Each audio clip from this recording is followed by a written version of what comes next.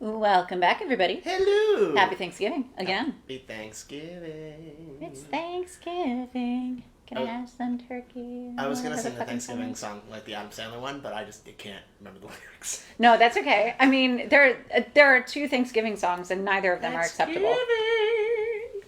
Exactly. Thanksgiving. Adam Sandler. So if you're listening to this on Thanksgiving and it's like dinner time, you're probably avoiding your family. Firstly, I don't know if we should be happy or sad that you're avoiding your family to listen to us. We are your family now. We are your family now. Yes. I'm dad and that's mom. Yes. No, I'm dad. I'm always dad. And I'm mom? Yes. Okay.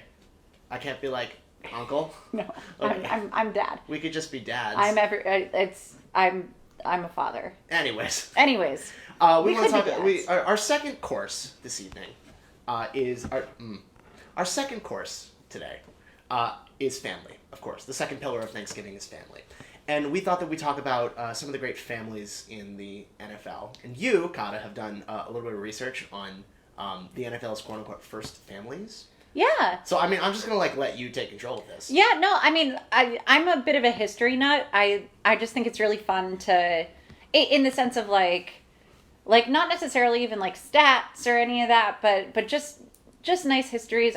You guys know one of my favorite things about football is like passing the torch, like as a concept, be it from quarterback to quarterback or from owner to owner. It's just because I'm a very emotional person. Or in this case, from parent to children. From parent to children, exactly. And and this also obviously gives me an opportunity to shout out my New York Giants. So I want to start there. I want to start with the Mara family. Cool. Tell me about, just take me through the history of families in the NFL. So let's start here. Tim Mara bought the New York Giants in 1925. What do you think he paid for them? Well, if it was 1925, I remember the initiation fee for most NFL teams was like in the hundreds of dollars. I'm going to guess that he paid like $500 to put up a team. He bought the New York Giants for $500. Nailed it. Wow, that's impressive. I was really not expecting that, but you're very smart, so I mean, I've just been watching all of these like NFL 100 like greatest moments or whatever. That's true. That's true. I have learned that the initiation fee to put up a team in 1920 was $100. Right. So by 1925, and because you have someone like John Mara, who's a cornerstone of the NFL that we know today. Right. $500 seems like a lot of money back in 1920, and a reasonable amount given how old the NFL was. Right, and so this is Tim. He'd been working since he was 13. He was a bookie for a while. One of his regular clients was Art Rooney, by the way, future owner of the Pittsburgh Steelers. But Mara bought his team first. He didn't know a whole lot about football. Baseball and boxing were kind of the thing back then. For comparison, $500 in what that was then, today is just over $7,000. Okay. So not a huge amount of money. Not a lot, not as much as I thought. No. But now, of course, the franchise is worth over $3 billion. Sure. As most NFL teams are nowadays. So pretty good legacy to start off. The football was of pretty questionable quality throughout the 20s and the 30s. They kind of had to make do with what they had. The league hadn't really found its own yet, and so a lot of games were played. Like they played Knute Rockne's Notre Dame team, famously. And by the way, that game that they played, it was the last game that Rockne coached before he was killed in a plane crash. That's right. And then at the end of that season, Tim Mara transferred the team to his two sons, Jack and Wellington. And when was this? This was 1931. Okay. So the stock market crashed in 29, so they had a little bit of issue with the transferring of the deeds, but by 1946 they had full control. Jack actually, they both worked within the quote unquote organization as kids. Jack was a sideline yard marker, and Wellington was a ball boy. There you go. They both graduated from Fordham University. Shout out, go Rams. I went there. And took on various small roles. Jack was given the role of vice president of the Giants. Wellington was an assistant. He was the team treasurer. And then he actually went and fought in World War II as a commander in the U.S. Navy. And there were a lot of financial struggles league-wide, but by the 60s, the Giants were a team. And just another interesting thing, these two brothers who had a lot of differences, kind of their big claim, I would say, within the NFL as a whole, they came together to argue that in favor of equal revenue sharing amongst the league as far as television broadcast goes. Yes. So while the Giants were like kind of while the Giants were a leading attraction within the league, and they probably could have capitalized on that, they fought for the equality, knowing that later on that it would serve their franchise well. And it's today's upheld practice. They knew what they were doing very clearly. Right. No, it's and you know, these two guys, they controlled the team for a very long time. Tom Coughlin was called to become the next head coach at Boston College, and Wellington eventually agreed to let him go. Of course, you know, he came back, but Jack died, and Timothy inherited his father's share. In what year? This would be 91. So Timothy Mara took control, and Tim is credited with the Giants' move from New Jersey to Yankee Stadium. I see. Oh, to New Jersey from Yankee Stadium. Say that one more time. Timothy is credited for the Giants' move from Yankee Stadium to New Jersey. Gotcha. Of course, with the battle with cancer that Timothy had, he ended up selling his half of the team to Bob Tisch. And that's where the Tisch family comes in. So now the Maras... If you're familiar with NYU, right? NYU, Yeah. A million different buildings in New York City. The Tisches are they're known actually mostly for their contributions to the arts. But yeah, now, of course, Steve Tisch and John Mara have control. So the Maras are actually they're one of two teams that have always owned their franchise. The other would be the Rooneys. Right, who own the Pittsburgh Steelers. Right. Mm-hmm. Now... They kind of seem like the NFL's, like, first family, almost. They kind of are. They've been there from the beginning. They're still present today.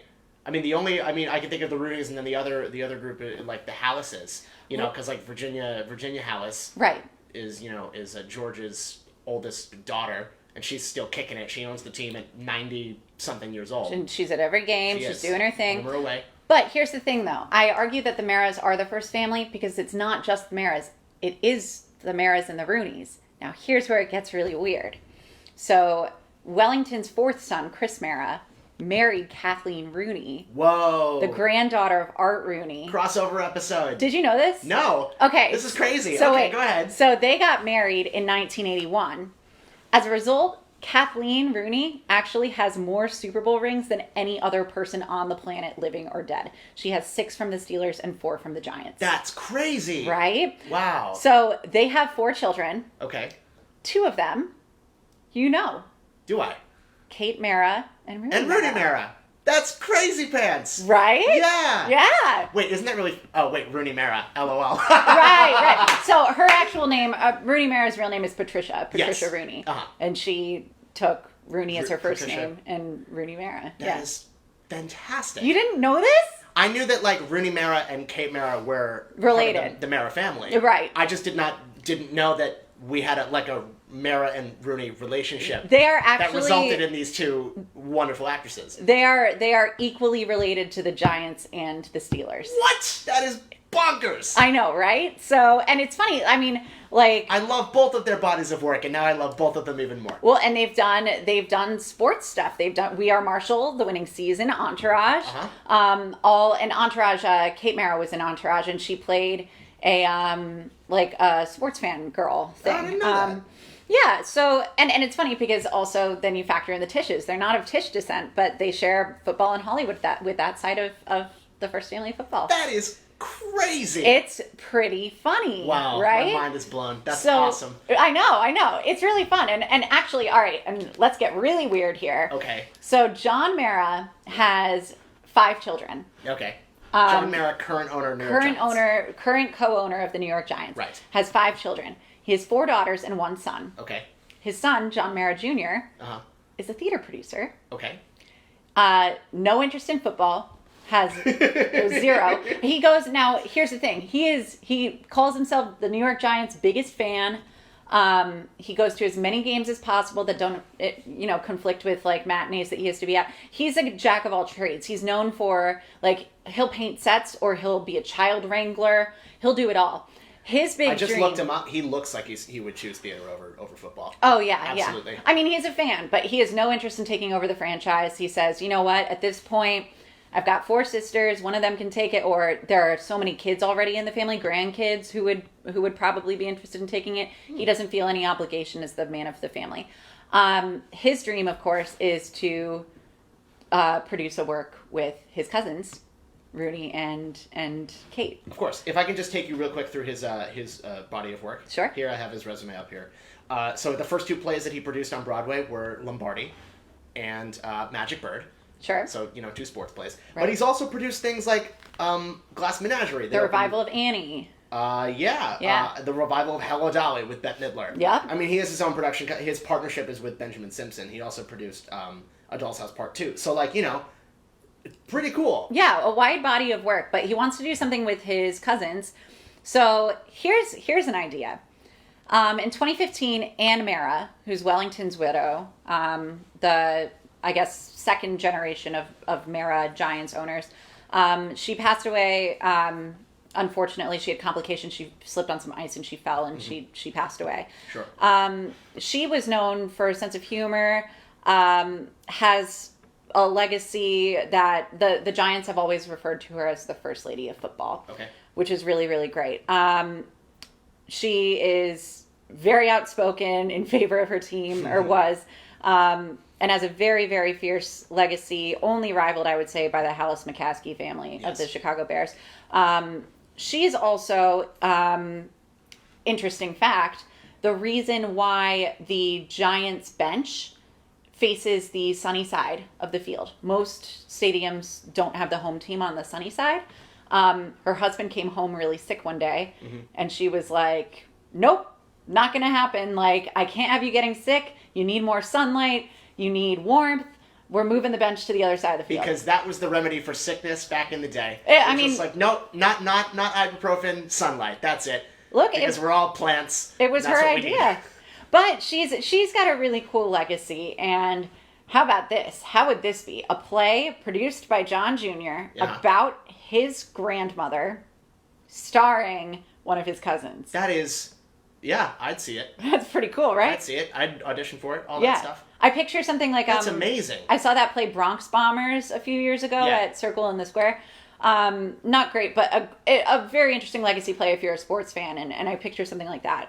Wow. Yeah, they're really. I had no idea. It's a really cool family. That's fantastic. And I love that the Maras and the Rooneys are related. Isn't that so cool? That's bonkers. I love that. Together, I would call them the first family of football. Wow. But of course, we also know, I want to stress that we know football is a family sport. Obviously, it's passed on. I look at even just my own family. Michael is a football ref because his father did it. Every Thanksgiving, they ref a game together. And this year they're reffing, and their nephew Mike's nephew Reed is playing quarterback, which is the position that Mike played at the same high school. It's a very family sport, but we also have other families the Kelseys both play football. Jason and Travis, right? Yep. We have the Bosas. Yep. Nick and Joey. We have the Watts. We've got 3 Watts. 3 Watts. There brothers. are 3 Watts. TJ, JJ, and CJ. CJ. Yep. Yep. And can you name all the teams they play for? Can I name all of the teams they play for? Well, JJ is hurt right now. But he plays for the Texans. Right. By the way, well, we'll get into that later. TJ plays for the Eagles. Same state. Wrong team. Oh, the Steelers. Yes. Yes. And CJ plays for the Rams. I think CJ plays for the Chargers, if I'm not mistaken. Oh, same state I again. think CJ, same city. You just got closer and closer. You know what? I'm also seeing uniform colors right now in my head. And they're so kind that's of why, the same. yeah, Just flipped. yeah, exactly. Yeah. It's been a day. It's been a long day. It really has. But and then of course you found the McCaffreys. Dude, I was like today years old when I realized that Christian McCaffrey is Ed McCaffrey's son. Yeah. I had no idea. Ed McCaffrey was he's a Super Bowl champion receiver. He used to play for the Denver Broncos back in the 90s. Yeah. And like I've seen videos of like him on field with his kids after the Super Bowl win.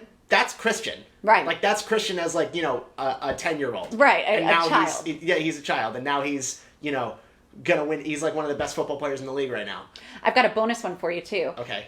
This past weekend, Frank Gore surpassed. He hit a new record. He's now the third leader in rushing yards. He passed Barry Sanders. By the way, really cute video if you guys want to Google it or whatever. Barry Sanders and a bunch of Frank Gore's past and current teammates made a really nice tribute video. Like, congratulations. It was really great. That video also featured Frank Gore Jr., which, by the way, Frank Gore is not that old. He's old for a running back, but he had his son in college. I think I want to say he was still a freshman in college. But Frank Gore Jr. is a 3-star prospect, or was a 3-star prospect out of high school, and committed to play running back at Florida Atlantic. How about that? So, following in his father's footsteps as a running back. He also received offers from University of Tennessee at Chattanooga and University of Southern Mississippi. Wow. Yeah, and Senior had no intention of getting his son involved in the football world for a multiplicity of reasons.